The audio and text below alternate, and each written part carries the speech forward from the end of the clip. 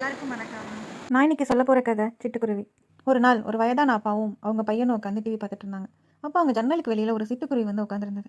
அதை பார்த்தோன்னே அவங்க அப்பா, இது என்னப்பா அப்படின்னு கேட்டார். அந்த பையனும், இது சிட்டுக்குருவிப்பா அப்படின்னு சொன்னான். திருப்பியும் கொஞ்ச நேரம் கழிச்சு அவர் அதையே கேட்டார். அப்போ அந்த இளைஞன் ரொம்ப கடுப்பாயி, இது சிட்டுக்குருவிப்பா, உங்ககிட்ட எத்தனை தடவை சொல்கிறது, உங்களுக்கு ஞாபகமே இருக்காதா அப்படின்னு திட்டினான். அதுக்கு அவங்க அப்பா சிரிச்சுக்கிட்டு ஒரு டைரி எடுத்து காமிச்சார். அந்த டைரியில் என் பையனுக்கு 4 வயசு இருந்தப்ப ஒரு சிட்டுக்குருவி ஜன்னலோரத்தில் வந்து உட்காந்துருந்தது. என் பையன் அது என்னன்னு கேட்டப்போ நான் சிட்டுக்குருவின்னு சொல்லி கொடுத்தேன். திரும்பி திரும்பி ஒரு 10 தடவை அவன் கேட்டுக்கிட்டே இருந்தான். அந்த 10 தடவையும் நான் அவனை கட்டி பிடிச்சி முத்தம் கொடுத்து, அது சிட்டுக்குருவிப்பா அப்படின்னு சொல்லி கொடுத்தேன். இது மாதிரி அவங்க அப்பா அதில் எழுதியிருந்தார்.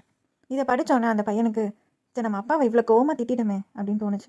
இந்த கதையிலேருந்து என்ன சொல்ல வர்றாங்கன்னா, நம்மளுமே சில நேரங்களில் நம்ம அப்பா அம்மாக்கெல்லாம் தெரியாத ஒரு விஷயம் நம்ம கிட்டே கேட்கும்போது ஒரு தடவை 2 தடவைக்கு மேலே அவங்கள்ட்ட சொல்லி அவங்களுக்கு புரியல அப்படின்னா நம்ம ரொம்ப கடுப்பாயிருப்போம். ஆனால் நாம் குழந்தைங்களா இருக்கும்போது நமக்கு தெரியாத விஷயத்தை அவ்வளோ பொறுமையாக சொல்லி கொடுத்துருப்பாங்க. நாம் அவங்க கேட்குற விஷயங்களை கொஞ்சம் பொறுமையாகவே சொல்லலாம்.